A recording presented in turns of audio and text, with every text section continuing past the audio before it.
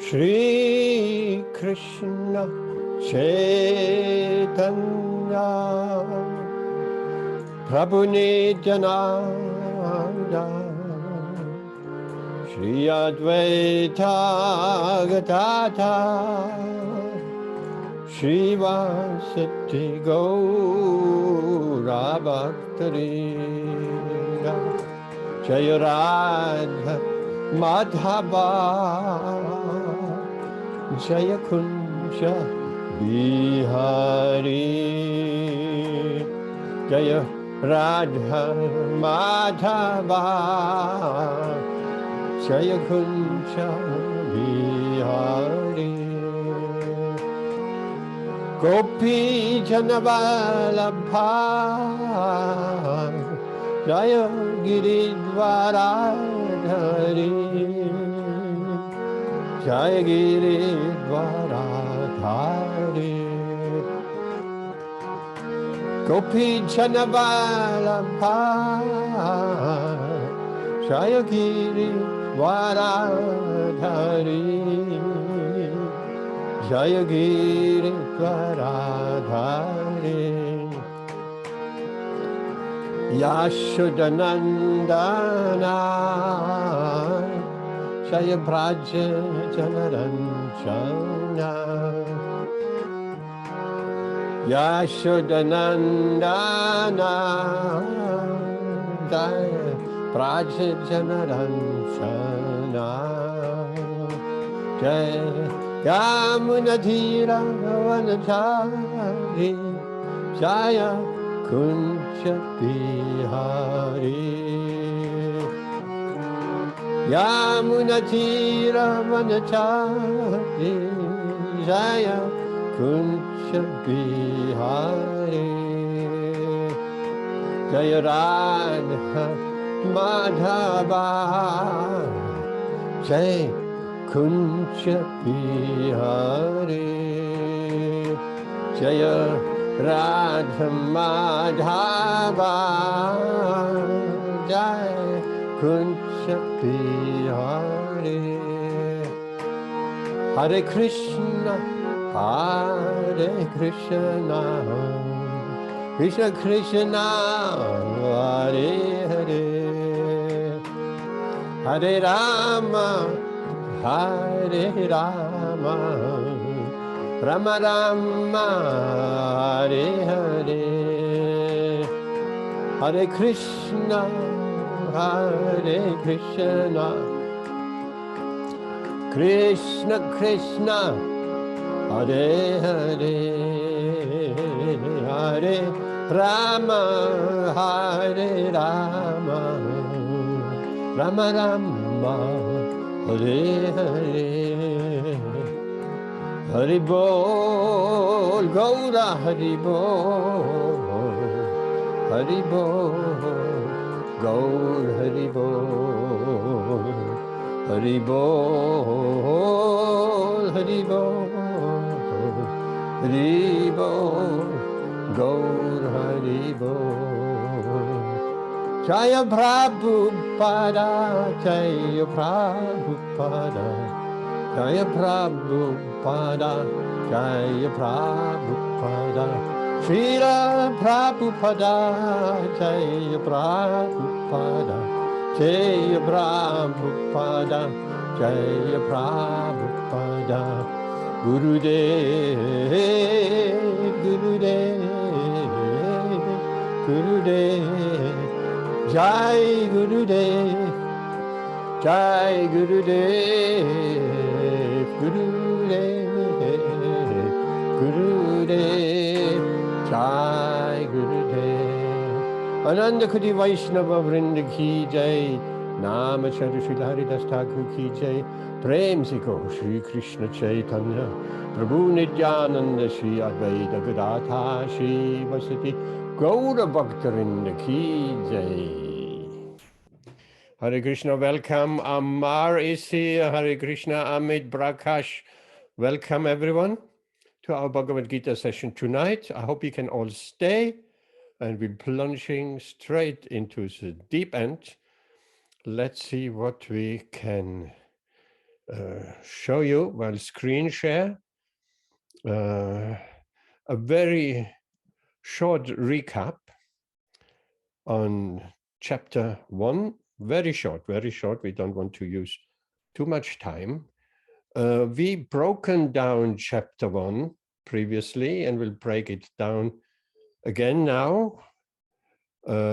We had in text 1, very important text. If you ever learning any Sanskrit verses in chapter 1, it's this first text, Dhritarashtra Uvacha, Dhritarashtra said, Dharma kshetre kuru kshetre samaveda yayutsavaha mamaka pandavas cheva kim akurvata sanchaya. We have quite in length spoken about this verse. He's inquiring Dhritarashtra, they assembled on the battlefield, my sons, what did they do? And Srila Prabhupada gave the example, someone sits down, he got served a nice dinner, what did he do? Of course, he was eating. So that is the key verse number 1. Then we have Duryodhana's diplomacy. He's estimating the strength of the enemy and his own strength. That is in text 2 till 11. Then next we have the blowing of conchs in text 11 onwards up till 19. Then we're having the chariot. Krishna is throwing the chariot in between the armies from 21 till 22, 2 texts. And then Arjuna sees on the battlefield who is there, who is present, 25 to 26. Then Arjuna's compassion kicks in, that is 27 till 30. Then the next group of verses, Arjuna argues with Krishna, and we have quite elaborately spoken about the different arguments of women who will be degraded, unwanted progeny, community projects stopping, religious ceremonies are stopping, all of that. So this is 31 till 45.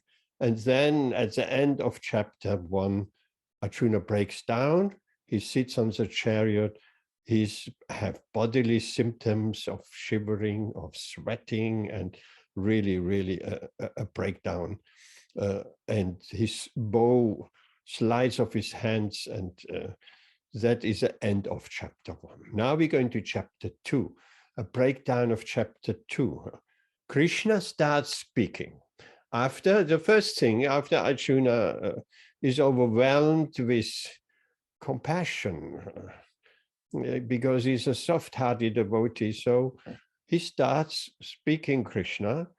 And the first thing what Krishna does is chastising him. In text 2 to 3, we'll look a little bit closer afterwards. Then we have Arjuna's dilemma in 4 to 6 in the second chapter. May I just say this second chapter is very important. Very important to understand the Gita. This entitles contents of the Gita summarized. It brings out a lot of philosophy. While in the first chapter there was diplomacy, there were doubts, there were bodily symptoms, there were action of putting the chariot in between the armies and all of that. So chapter 2, there is quite a lot of instructions of the Lord to Arjuna. It has a very deep philosophical content. So without understanding the key verses of chapter 2, it will not be possible to appreciate the Bhagavad Gita on its whole. In its whole, it is essential. Next is Arjuna becomes Krishna's disciple. That's a very big turning point. Karpanya dosha pahatasva pava. Now I'm your disciple and a soul surrendered unto you. Please instruct me. Arjuna says, please instruct me. Then previously, Arjuna's relationship with Krishna has been that of friend.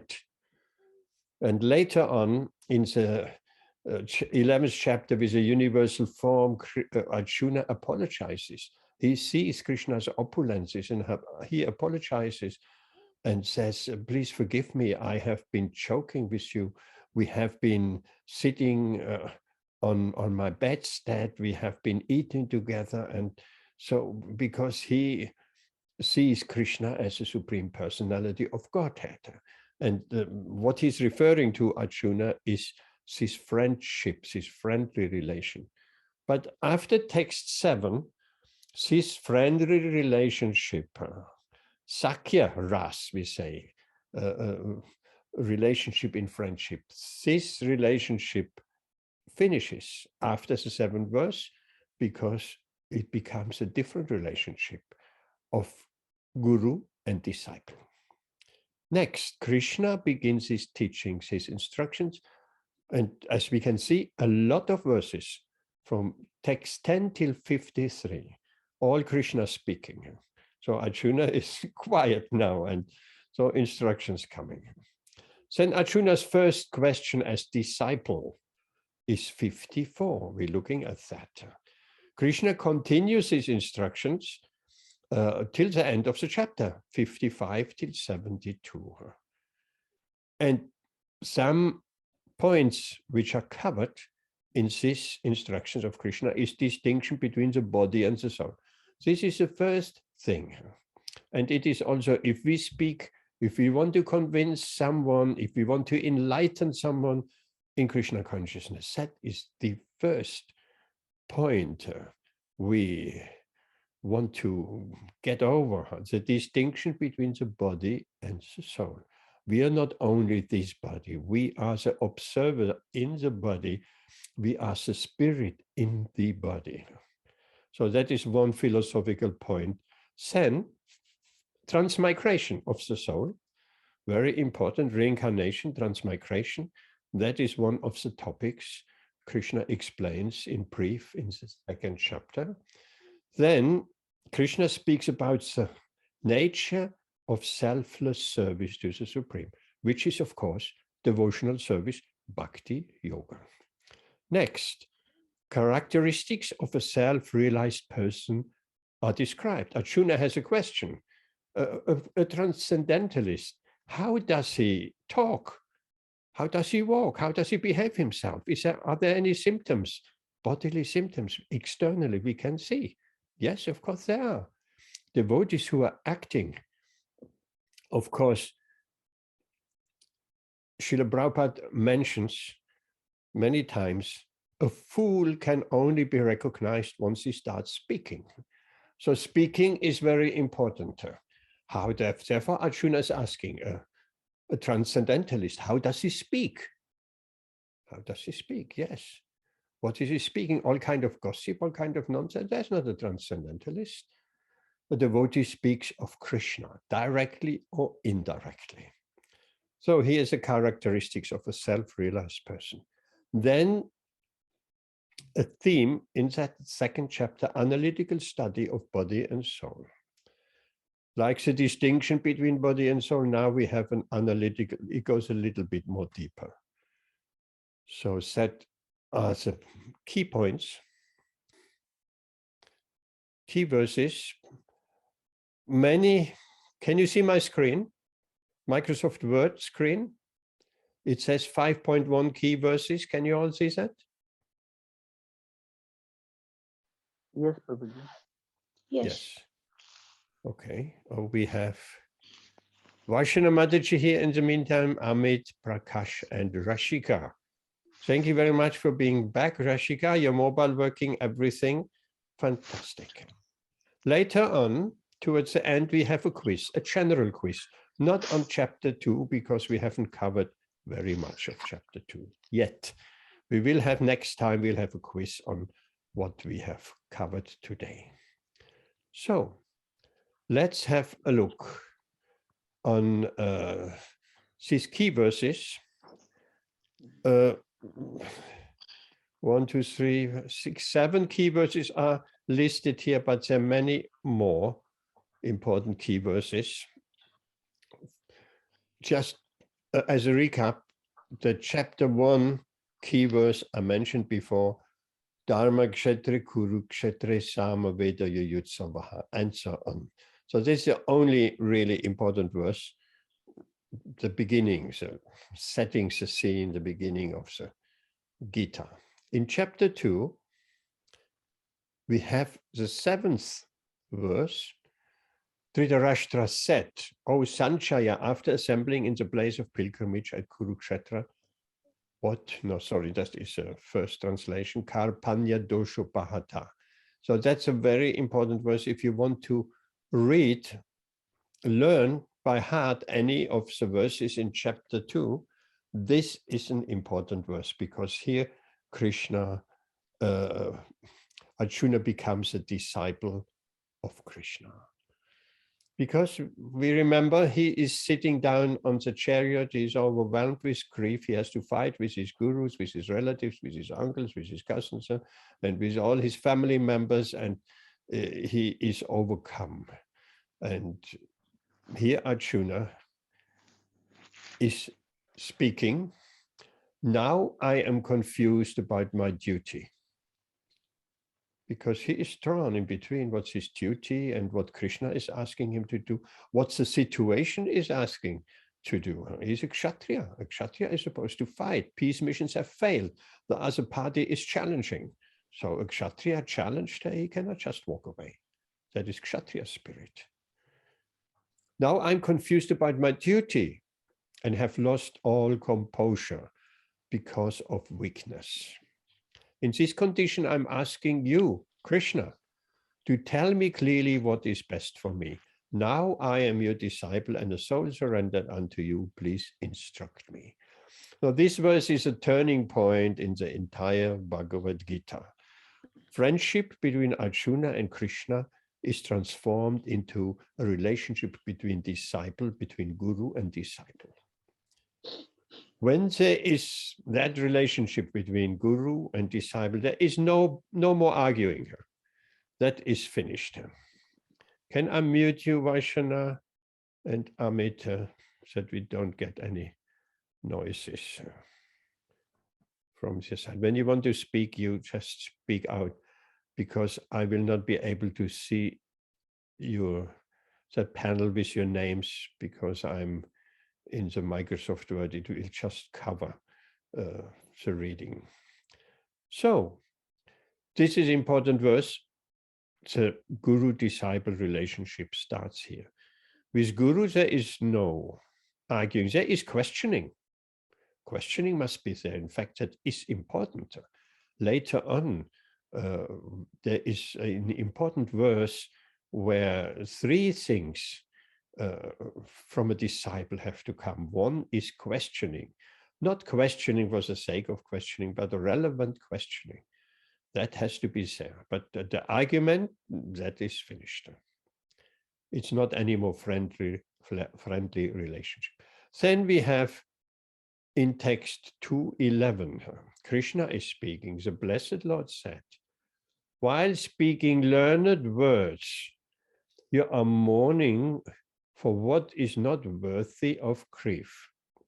Those who are wise lament neither for the living nor the dead. That is a chastisement. Krishna, as soon as Arjuna has surrendered himself as a disciple, Krishna, right after, is chastising him.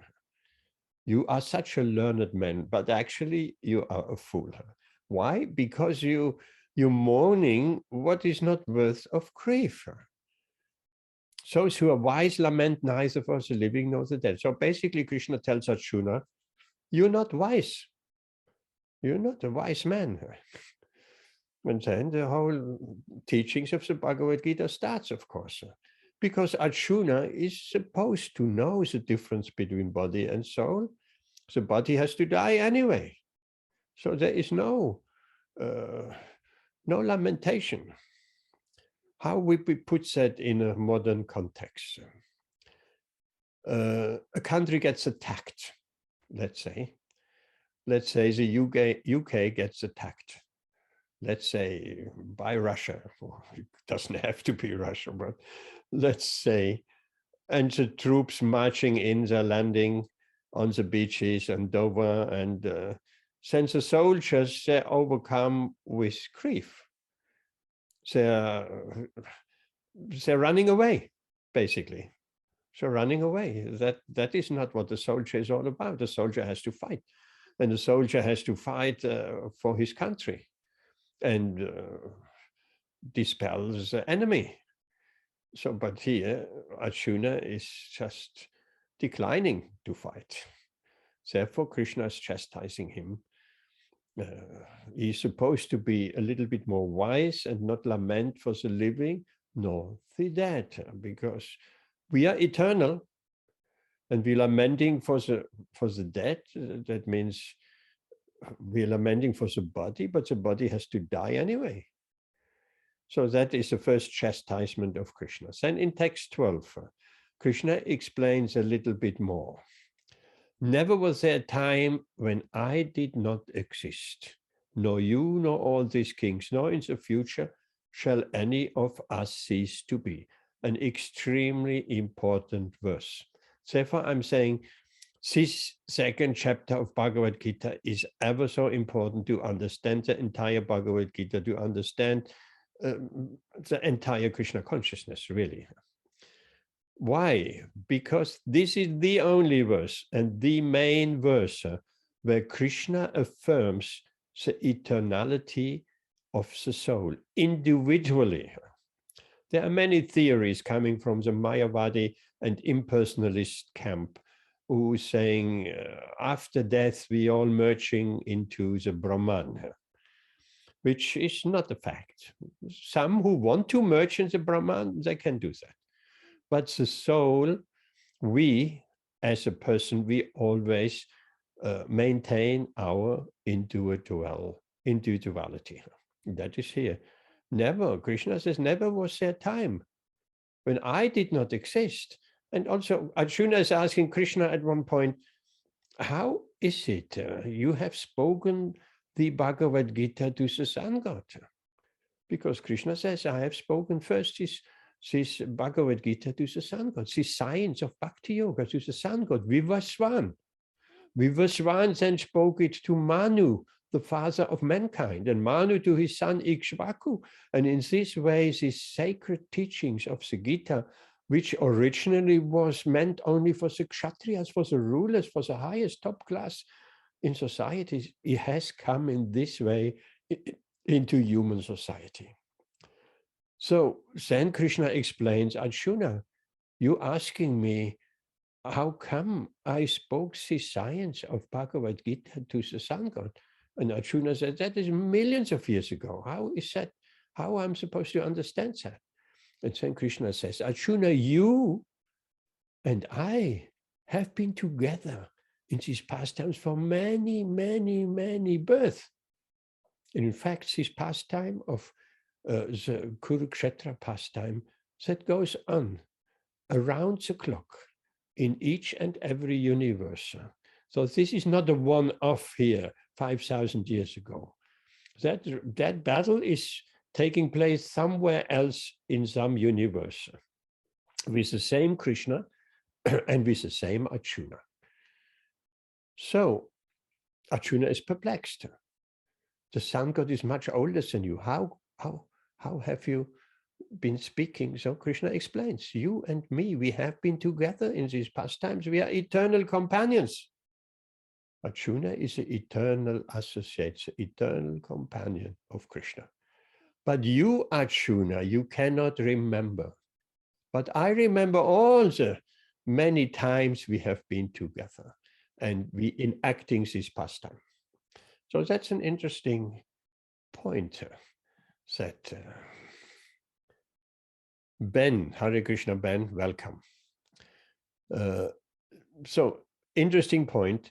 This verse, very important. Never was there a time when I did not exist, nor you, and nor you, not Arjuna. That means us, neither us. We have been always existing, nor all these kings. All these kings, all these Kshatriyas on the battlefield, Krishna affirms, they have been always existing. There was never a time when they did not exist. And then he speaks of the future. Nor in the future shall any of us cease to be as individual souls, personalities. So there is no room for merging, for it individually. If ever you want to speak with someone on that point, then that is a verse you want to quote, 2:12 the individuality of our existence. Then we going straight into 2:13, a very important verse also, as most verses in the second chapter. Dehinosmin yatha dehe kaumaram yavanam chara tata dehandara prabti dhiras tatra namuyati. A classic verse. Most devotees know this by heart. So Krishna speaks now about the body and the soul. As the embodied soul continually passes in this body from boyhood to youth to old age, the soul similarly passes into another body at death. The self-realized soul is not bewildered by such a change. So, important verse. We can analyze, if we truly look back in our life. Let's take me as an example. I spoke last time a little bit about this, last Saturday, I think it was. Here I am, 71 years. And I'm looking back. I remember being a young boy, playing carefree in the countryside. We were a small village with my friends and so on and so on. And then all up at the school age, and then through school age, through higher education, through job and so on. I'm the same person, right? But my body has changed and is continuously changing. It is explained, it's like a movie. We see a continuous movie, beautiful, smooth. Previously at the time of Charlie Chaplin, not so smooth, a little bit of stuttering film because there were only 20 frames per second or something like that. Now most films are 30, 40 frames. So we see a smooth film and we perceive that as a continuous action. But when we actually look, I'm speaking of old type film, not digital. When we look, but digital is the same thing. When we look at the film roll, it is all individual pictures, individual snapshots, which are played in successive way, in a quick way. Then it appears like we are growing. The body is growing, is developing, and so on. But actually, these are individual snapshots. The body is changing, continuously changing from the baby body to the boyhood to youth to old age. Naturally, it can be concluded similarly, the soul enters into another body at death. It's only logic.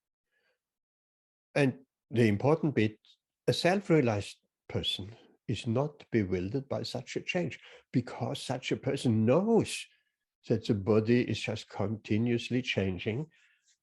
But we, the person within the body, the soul, whatever we call it, we are not changing. I look back in some 50, 60 years, I can clearly see I'm not changing. I'm the same person. My mentality has developed, my knowledge has developed, my body is changing, but I am the same person. So that is simple logic. So important verse in the second chapter. Next one, Matra Sparshas Kauntiya is also important, 2:14. O son of Kunti, the non-permanent appearance of happiness and distress and their appearance in due course are like the appearance and disappearance of winter and summer seasons. They arise from sense perception or sign of Bharata, and one must learn to tolerate them without being disturbed. Extremely important verse. Happiness, everybody is so much influenced in the moment by happiness and distress. Well, these are non-permanent. Nobody has a karma of only happiness and only distress. There can be a majority of happiness or majority of distress according to our previous karma. But happiness, after happiness comes distress. I like to give the example, you riding the bike in a hilly countryside and it goes up the hill and it's hard work, but you know for sure after you have reached the top of the hill, it goes down again. Same thing. Happiness will not last forever. There comes distress at one point, and distress will not last forever either. So here Krishna is comparing it to the appearance and disappearance of winter and summer. Now we are heading into the winter, or we are already there, fully there. So after winter, then the spring will come and the summer will come again, and then the autumn will come again. So it's constantly changing. So what's the cause of this? It comes from sense perception, Krishna says. The cause of this is sense perception.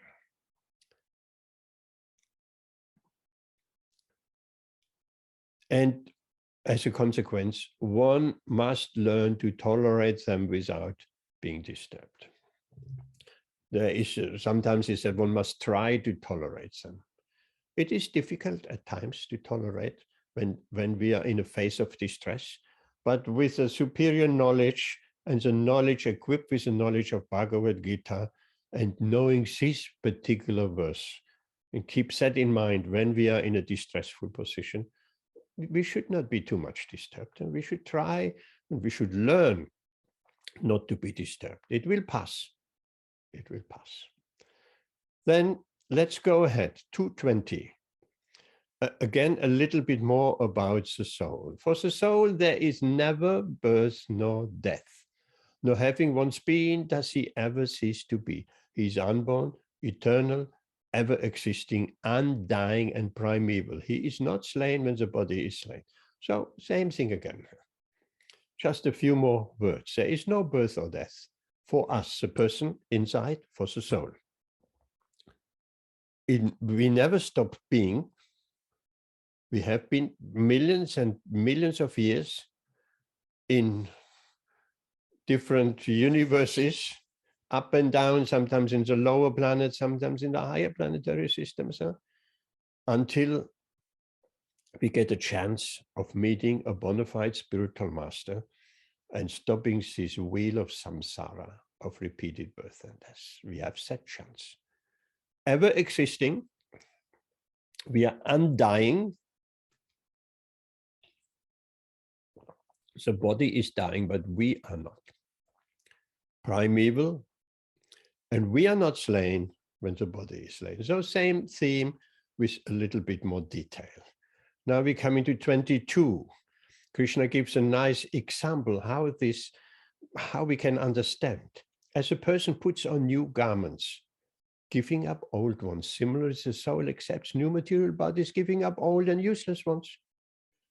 We put on, if our coat is like mine, needs replacing very soon, because the filling, the outside shell becomes so thin at different points and the filling comes out.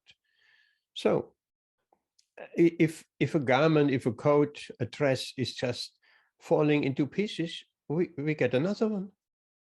The old one is discharged. So the soul, similarly, when the material body is finished, useless, we cannot live inside anymore, it doesn't function, then we take on a new body, and that is called death.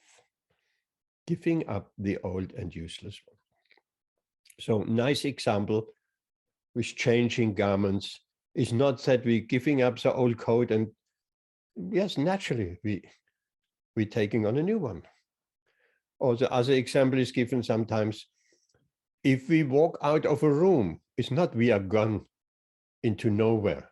We are gone into the Brahman, or we're gone into a big black hole. Or no, we're leaving a room. Everybody's lamenting, he left, he left, he left. But we're leaving one room and entering another room. So these examples we can keep in mind.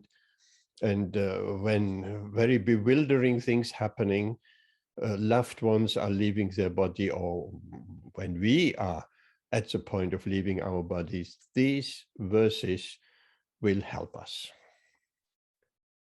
Now, more about the soul. Krishna speaks in 23, the soul can never be cut into pieces by any weapon, nor can he be burned by fire, nor moistened by water, nor withered by the wind.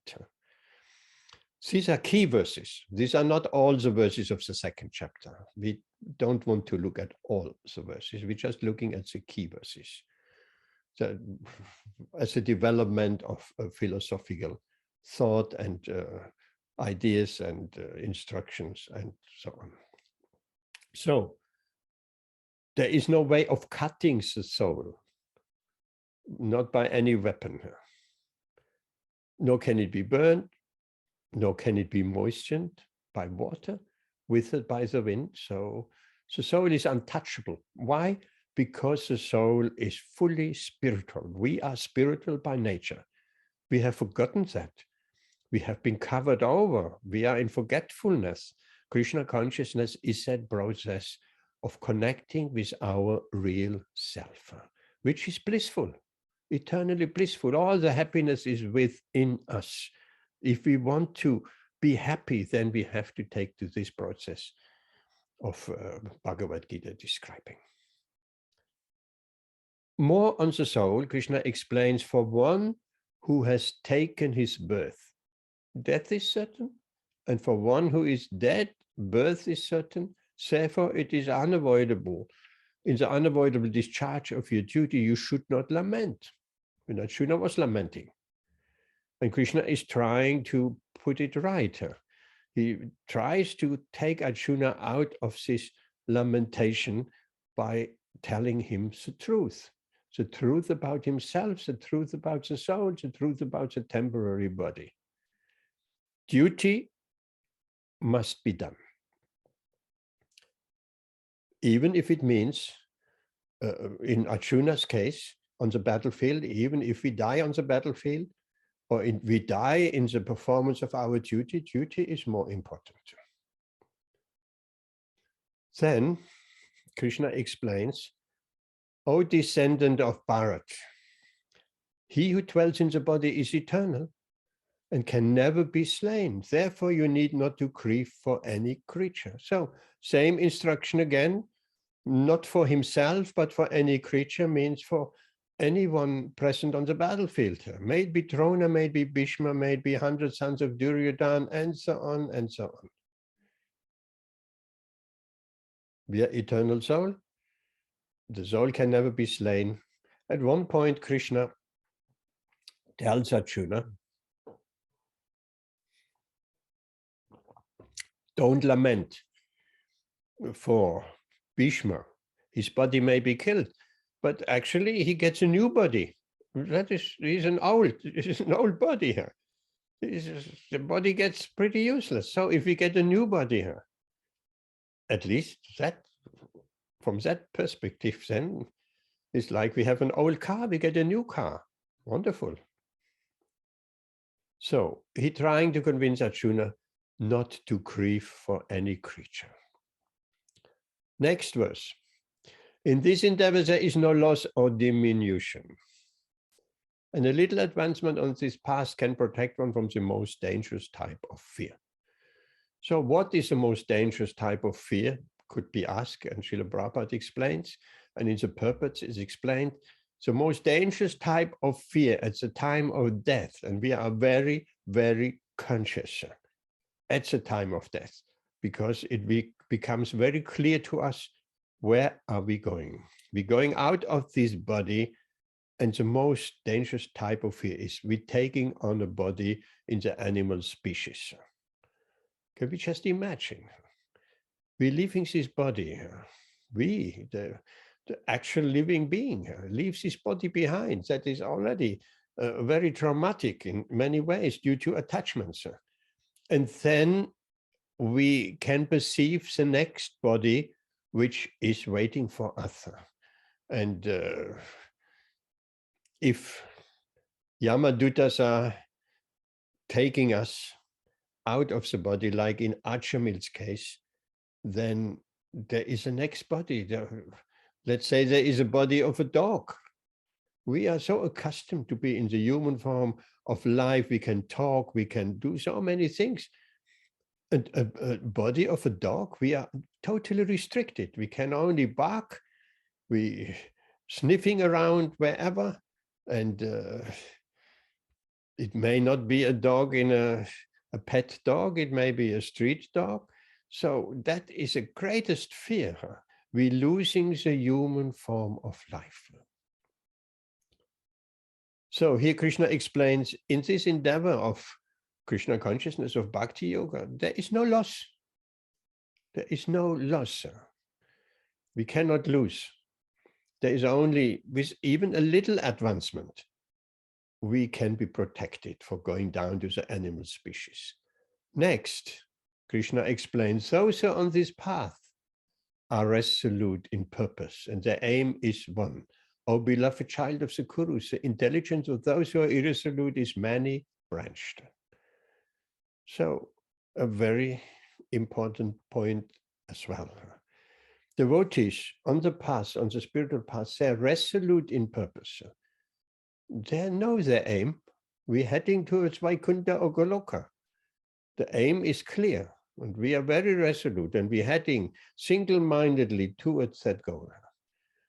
But those who are irresolute, who cannot decide, who are sitting on the fence, or maybe, yes, I take this as Krishna, maybe not, maybe this might be that, maybe there's a different philosophy, and there's so many gurus, and there's so if we're irresolute, then our intelligence is many-branched.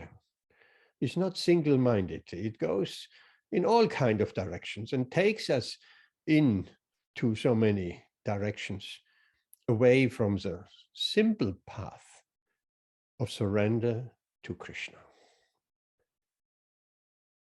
A bit about the mind. Now Krishna starts to speak in the minds of those who are too attached to sense enjoyment and material opulence, and who are bewildered by such things. The resolute determination of devotional service to the Supreme Lord does not take place. So this is a warning to all of us. The mind is, of course, very, very important. It's a driver of everything. If we are too attached to sense enjoyment and material opulence, we may have material opulence, we are attached to it. We naturally will be bewildered by such things if we attach to it.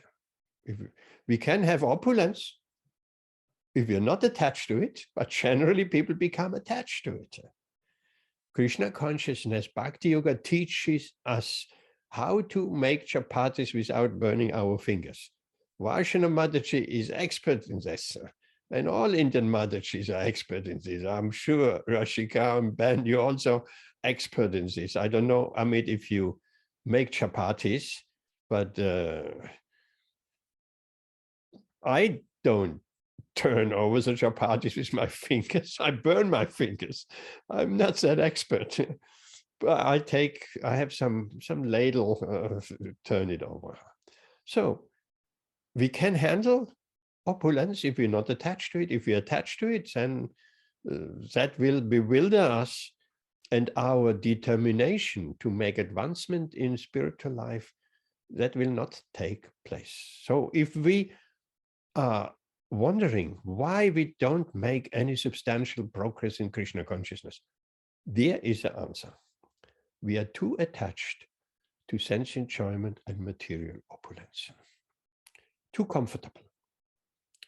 Then Krishna explains, so Vedas mainly deal with the subject of the three modes of material nature. So Vedas, we're talking about the four Vedas.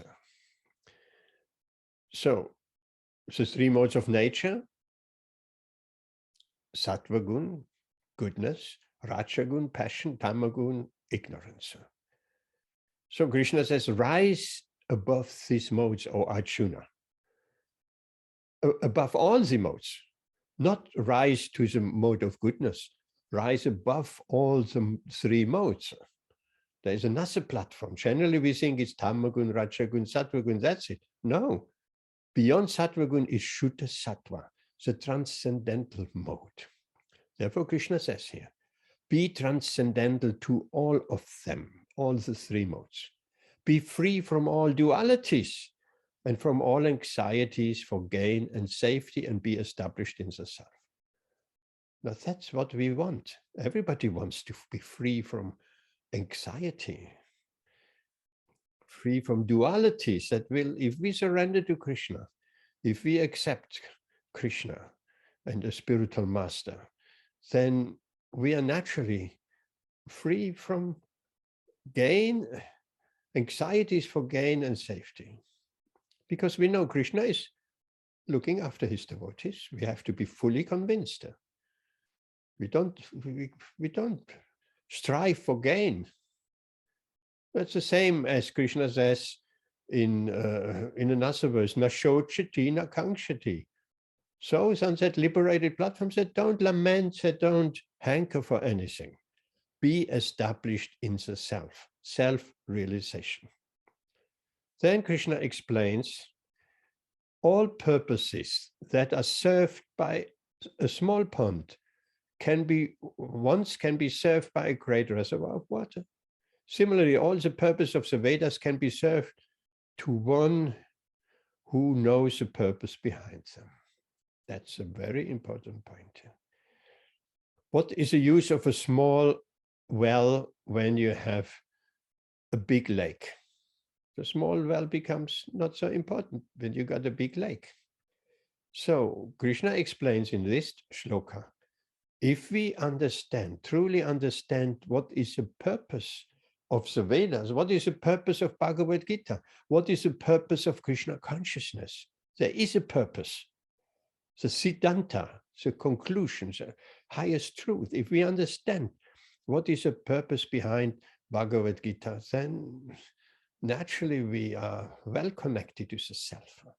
And that is the idea of all of our sessions and all of our Saturday as well as Wednesdays, to come to the point of understanding the purpose of Krishna consciousness. Then we'll have no more anxieties. And we're coming to the end. The embodied soul may be restricted from sense enjoyment. We may be by yogic practice. We may restrict the yogis by austerity. Some yogis, they undertake great austerity. They're sitting in a circle of fire in the hot midday sun. They torture the body, which is not recommended, just in order to restrict the senses from sense enjoyment. So by forcefully restricting the senses, it is not possible. Because why? Though the taste for sense objects remains. We have many times given that example. We want to cut down a bamboo bush, and we're cutting it down, and then we burn all the leaves, we're putting all the dry leaves on top, and we burn it, and we think the bush is finished. No, it is not, because the root is still there. And out of that root, new sprouts going to come up, and the bamboo forest, the bamboo bush is back in due course of time. So similarly, if we artificially restrict our senses to enjoy this material energy, then that is a very temporary measure, because the taste for sense object remains within the mind. It's a mind. The taste for enjoyment is within the mind, and that taste for enjoyment carries us from one body to the next body, to the next and the next. That's what perpetuates our remaining in this material world, birth after birth after birth. That has been the case for many millions of lifetimes, because we haven't been able to get rid of that taste, of that desire within the mind. We may get rid of externally restraining our senses, restricting our senses, but as long as the taste is in the mind, it will come again, it will come again and again. So Krishna gives a recipe, how to do it. Ceasing such engagement by experiencing a higher taste, one is fixed in consciousness. So we have many times talked about that. Krishna consciousness is not about giving this up and giving that up and following these principles. No meter, no intoxication, no illicit sex, no this, no that. So that is a no's, but the do's, the don't do's, and the do's are engaging in devotional service by getting a higher experience, a higher taste. Then that is possible. Famous example, you go to India and the monkey steals your shoes. You can shout at the monkey in the tree, and that's a real story. I have experienced that. And Vashana Mataji has experienced that with her classes, I believe so. I remember that vaguely. So that can happen anytime. So we can do nothing.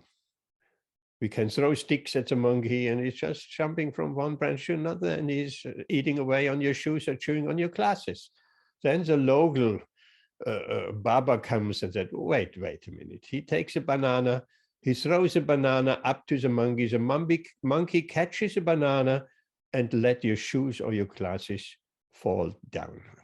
He will not hold both. He will not keep hold of your shoes and the banana. Never been seen. Because why? Because the monkey has a higher taste. The banana is much more valuable than an old pair of flip-flops or Vashana Mataji's glasses. He will drop it. Except he would be super intelligent and waiting for 2 bananas. Never seen it. Doesn't happen. So in the same way, engagement in positive Krishna conscious activities, then that taste for lower ordinary sense enjoyment will eventually fade away because we have found something better. The example is given: the beggar who has a dry piece of bread and sitting on the road, you give him some nice chapatis or some nice food, he will leave that bread aside, but tell that beggar, give up your bread, he will not do it, he has no replacement.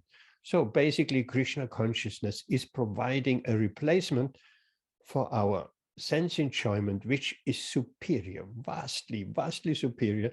And so more we engage in that process, so more we are fixed in consciousness. We are experience this higher taste more and more and more. In the next text, while contemplating the object of the senses.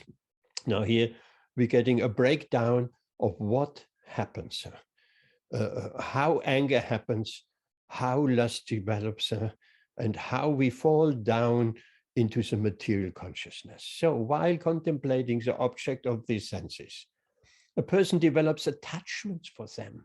That's natural. Contemplating means just thinking. Therefore, it's not dangerous. We spoke about that before. The dangerous times are in the morning and in the evening. First thing in the morning, last thing at night. When we're lying in bed and we are not asleep yet, it's not that we're going to bed and within half a minute we are gone. That can also happen, and that is good. But we're lying there for some time, and then the mind wanders. Where does the mind wander? The mind wanders to sense enjoyment. And from that sense enjoyment, we're developing an attachment, even a mental attachment. Everybody can make that test for themselves. We're thinking about something enjoyable, whatever it may be, whatever is our favorite enjoyment. And we want to draw the mind away from that. The mind is resisting her. It's not so easy to draw. It's almost like we trying to pull a dog away from his foot, from his bone. The dog is attached. You have to pull the lead very strongly. So that attachment is easily there. In the evening before we fall asleep, and in the morning, if we don't rise immediately after getting up, same story. And in day-to-day life as well. We contemplating. In the day, we generally don't have so much, therefore I say morning and evening, because the body is just laying down. In the day, during the day, we are engaged in so many different activities. The mind is not that much giving free rein, but it happens in the day as well. We contemplating a particular sense pleasure, we developing attachment, and from that attachment, lust develops. So it's a fall down. It's the next step. Attachment is one thing. Lust means we're lusting after. We really want it. We're thinking, if I do this, if I get this, then that will be really great. And so more we contemplating, so more we want it. Yes, I want it. That's really what I want. I want a pizza right now. I want the gulab jamun right now. We're speaking about it. Let's speak for 10 minutes about your favorite food. You choose this in your mouth, getting already going. So before you know, after that session, you're heading to the sweet shop or cooking something. Then from lust, anger arises. Why anger is arising? If our desires are checked. If we cannot have what we have so nicely contemplated about, so nicely cultivated this particular thought, how nice it will be. In the mind, it's always much more nicer than in reality anyway. And then we cannot have it out of different reasons, or it's just not possible, then we become angry. So if we wonder why we are angry, because of unfulfilled lusty desires. Then it goes further in the next text. From anger, delusion arises. We have seen that. If someone is angry, they're getting all red, really angry, and said, deluded. I mean, someone beats his own child, small child, and the wife is crying, what are you doing? You lost your senses, you beating that small child. For instance, just an example. There are many other examples. Anger, we are deluded. We don't really, if we get into anger, we don't really are in control what we are saying to the other person, what we are doing. We are just angry, really angry. We deluded. We have lost all sense. Then from such delusion, bewilderment of memory. Then we don't remember. Our memory is lost because we're shouting at our wives or at our husbands or whatever. We have lost all memory. We're bewildered. What we're doing in a normal state of mind, we will never do something like that. In anger, everything is possible. People kill each other in anger. When memory is bewildered, then our intelligence is lost. Intelligence is a discriminatory faculty who can discriminate and who can remember what is a good instruction, what should be done, what should not be done. So intelligence is gone. That's the next step down. And when intelligence is lost, one falls down again into the material pool. That means on the material bodily concept of life. So these two verses are the fall down of the soul, our fall down into material consciousness. Then, what is a remedy? In this next text, Krishna explains to Arjuna what is a remedy. If one can control the senses by practicing the regulated principles of freedom. So what are these regulated principles of freedom? These are no meat eating, no intoxication, no illicit sexual engagements, and no gambling. These are the four regulative principles of freedom. Why freedom? At the beginning, someone may think, I should follow these principles so that I become unfree, I become bound. No. Once we do follow these principles, we actually realize that we have freedom because we weren't free before. We were master, we were servants and slaves of our eyes, of our sense of touch, of our sense of hearing, of sound, of taste, of smell. These are pulling us, the senses are pulling us in all different directions. The example has been given, and someone recently brought it up. I think it was Nalini Mataji.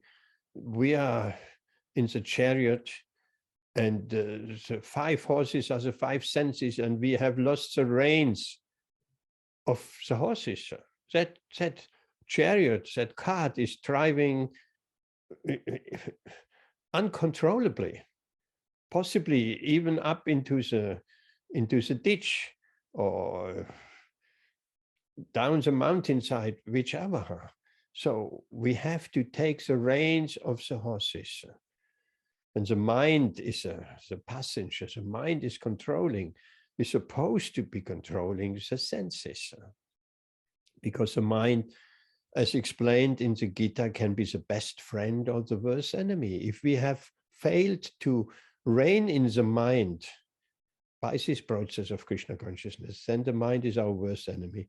If we have reined in the mind sufficiently, then the mind is actually helping us to become Krishna conscious. The mind becomes our best friend, our companion. The mind can be very, very helpful in our spiritual endeavors, or it can be very destructive and pulling us away. So it needs just a little bit of training of the mind. Therefore, Krishna says in 18th chapter, 65th verse, Manmana bhava matbhakto madhyaji mam namasku. Always think of me. How? Hare Krishna, Krishna Krishna, Hare Hare, Hare Rama, Rama Rama, Hare Hare. So we need to practice a regulated principles of freedom.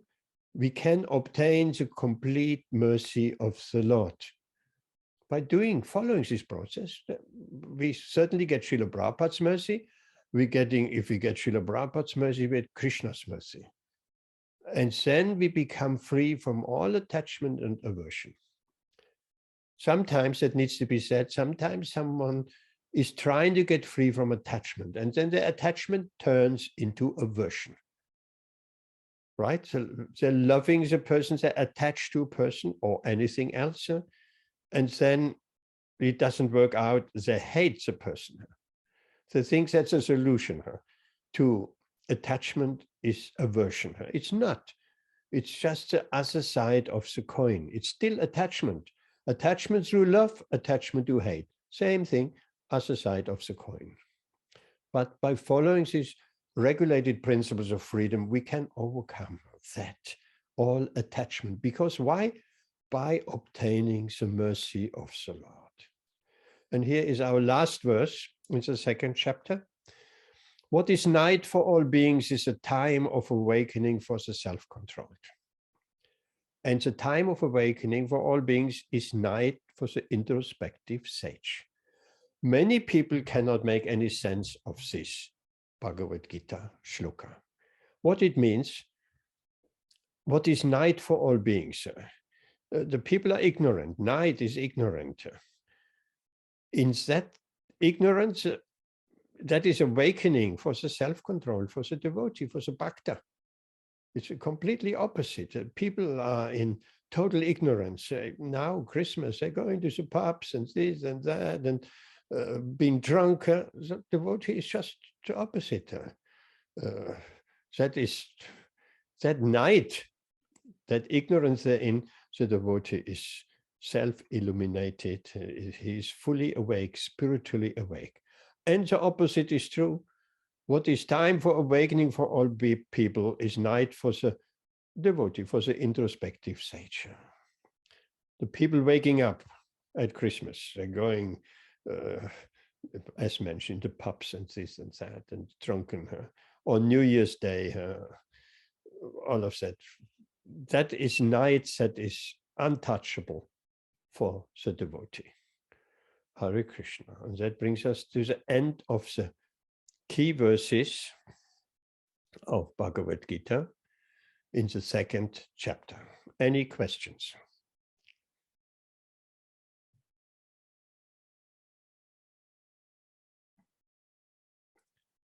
There must be some question or comments. Well, we raced through this whole 2nd chapter, through the key verses at least. Amit, your microphone is on. You want to say something? Yeah, no questions, Prabhu, but I think that is a very powerful chapter. When you unravel So all the it's a chapter, verses. you mean? Yes? Yeah, it's It's very a powerful. very, very powerful chapter. You are right. Absolutely very powerful. Therefore, I said this is essential of understanding the Gita, the second chapter. Very well observed. Thank you. Ben, what do you think? These key verses. What do you think of these key verses? Is there anything to add? Yeah, I think these are extremely important verses. I mean, especially the one that explains the temporary nature of the body and the eternal nature of the soul. It's very important to have a good understanding of that. Yes, very important. Thank you. I'm so happy to see you tonight here. I hope you're well and everything is going well, but it's great you're here. There was one question. I did have one question, but please, yes. Around the anger, you, I don't know, I can't remember exactly what it was now, but it says that anger or lust from lusty desires. Yes, generally. All right, but no, I was just thinking that I was just thinking that anger can arise from many other things too, So. Well, say instead of lusty desires, say attachment. I mean, if you observe yourself though, in situations where you may become angry, sometimes it's like someone's trying to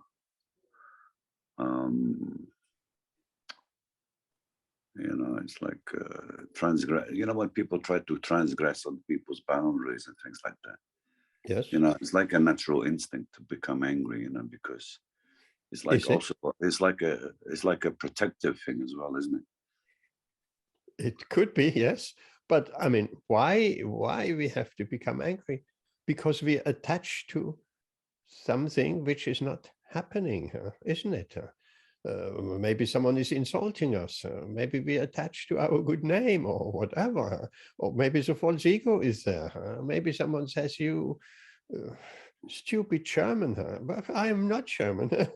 I'm a spirit soul or whatever. So attachment, therefore I said lust, yes, that sounds like difficult to understand. But if we attach to a particular concept, to a particular way, I mean, there is no need to become angry. We could just tell that other person, okay, bye-bye. Up till here, no further. Please respect my boundaries in a very calm way. And if they don't, we'll just walk away. But there's different reactions. But we have to analyze why I become angry. Why? So that we have to find out for ourselves. And I would bet it's because of why should we become angry? We are spirit soul. Nothing, nobody can harm us. Nothing can harm us. We are under Krishna's protection. We are eternal spirit soul. If we are in that consciousness, we most likely would not get angry. But if we identify with a body, with a skin color, with a race, with a nationalities, with this ideology or that ideology, with these preferences or that, then the chance of we feel offended in some way. Of course, there is another thing, what sometimes, in my experience also, can be used with bringing up a child. We playing anger. That's a different story, right? We can play angry and not be angry. Just put on a little drama to put the boundaries. Is one thing if you put your boundaries in place by playing. You're upset, you're angry, but you're inside, you're not. You're fully conscious, you just playing. a little game to get the other person off your back. But this anger which Krishna talks about is an anger which takes our intelligence away, which bewilders us, which is not a played anger, it's just frustration due to the bodily concept of life. There's a difference between the two. What do you say, Ben? Yeah, I mean, it sounds okay.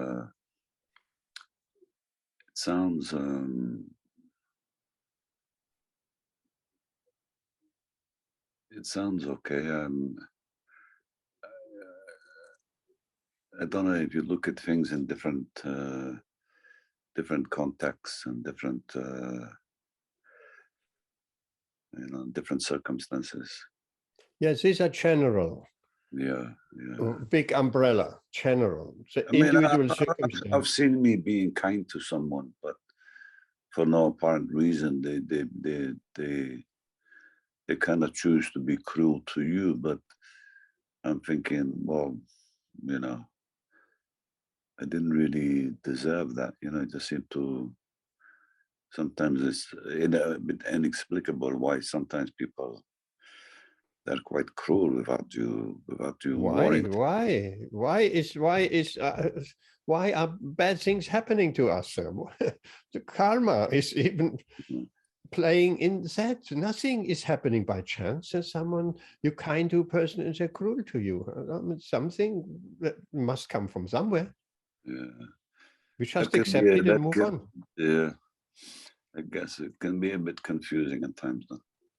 Oh, yes. Very confusing. Hare Krishna. Okay, anybody else? Anybody else? Anything? Okay, if not, I have an announcement. Next Tuesday is Gita Jayanti on the 14th, right? Gita Jayanti Mahayagya Kichai. We will do a Gita Jayanti celebration, Rashika. Gita Jayanti next Tuesday. And not only Gita Jayanti, normally on Gita Jayanti, we read the entire Gita in one go, all 18 chapters, every verse in English. So we get the benefit. We'll take 2 hours, maybe 2.5 hours.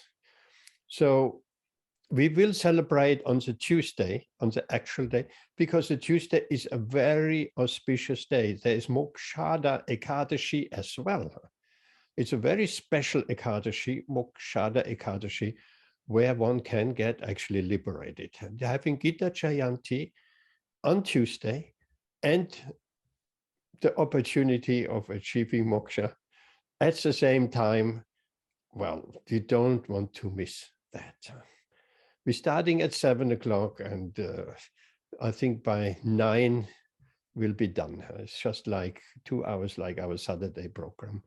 And I would like to invite you all, and you will get the opportunity. We'll put on the screen, on the shared screen, the Gita verse after verse after verse, and different chapters will be read by different devotees. So, any question to that? Gita Jayanti, most auspicious Gita Jayanti. That is that. How are we with time? I mean, I put further information out in the next few days about the Gita Jayanti, but I mean, it's a very, very auspicious time. And there's a whole story about Mokshada Ekadashi, which the king had a dream his father was suffering in hell. Very much suffering. And he was a king. He had a whole kingdom. He lost all interest in all the kingly pleasures and everything because he just couldn't bear that his father is suffering greatly due to karma in a hellish planet in Yamaraj's kingdom.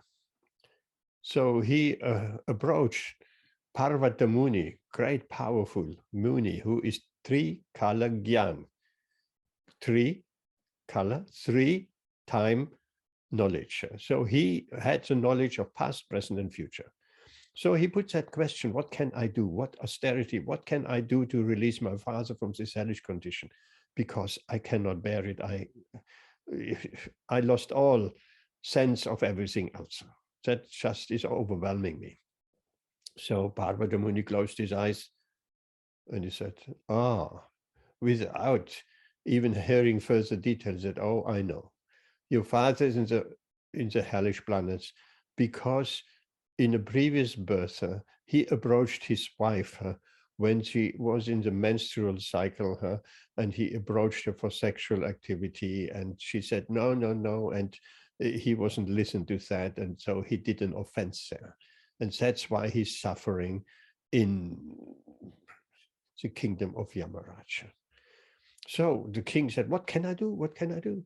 So he was instructed, you observe this Mokshada Ekadashi, like this, and that, and then you will release your father. And he waited for that Ekadashi to come, and he observed it strictly, and his father he could see his father being released from the Patala Loka, from the planet of Yamaraj, and the father passed by on his way to Svarga, to the heavenly planets, and he thanked him for releasing him, and so on.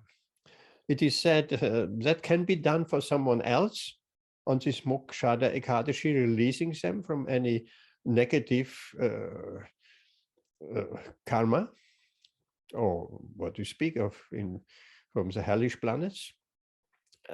And for oneself, one can achieve moksha, which is a forerunner to bhakti, of course. So very, very auspicious is Mokshada Ekadashi. And by the way, the battlefield, the battle of Kurukshetra started on that Mokshada Ekadashi 5,000 years ago.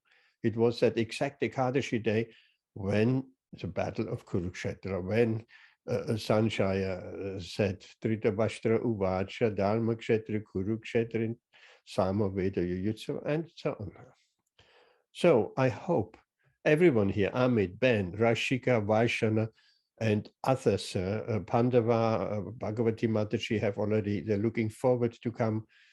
So we can read, everybody get a chance to read, and we'll hear the entire Bhagavad Gita. What could be more auspicious than that on Mokshada Ekadashi? Hare Krishna. How are we doing with time? We have run a bit over. We're supposed to do that in 1 hour, but I don't think it can be done in 1 hour. We probably need 1.5 hours each time, 1.25, 1 hour, 20 minutes. But I have a quiz, a general quiz. You want to do a little bit, or shall we keep it for next time? I want to hear from you. I have a quiz ready. Oh, but I need to go at 8:30 if that. Sorry about that. Okay, we'll do the quiz next time. Or we'll do the quiz on Saturday, the same quiz. That is more fair, because you would get such an... If the quiz, it won't take too long, then I don't mind. If the others want... No, it will take some time, because there will be some explanation in between. Maybe better do it on Saturday. But I think it was a very good class today, session today. I quite enjoyed it. You enjoyed that? Yeah, it was quite good. Very instructive, right? Very instructive. You have never seen the second chapter in this kind of light, right? No. Because if you read the second chapter, each and every verse, we're losing the overall general idea easily. We're getting absorbed in too much detail. So therefore, we're looking at key verses only. And when we read on Gita Chayanti, we fill in the verses in between, of course. And you will recognize, if you're reading on Gita Chayanti, the second chapter, you will recognize these marker points we have discussed today. So here we stop. We'll have the quiz. We keep it for Saturday. Do come on Saturday. It's a beautiful quiz with some 14 questions. Maybe I take some out to get it down to 12. I will certainly not add any more. Very important questions, general questions. So here we stop. Amit, thank you very much. Hare Krishna.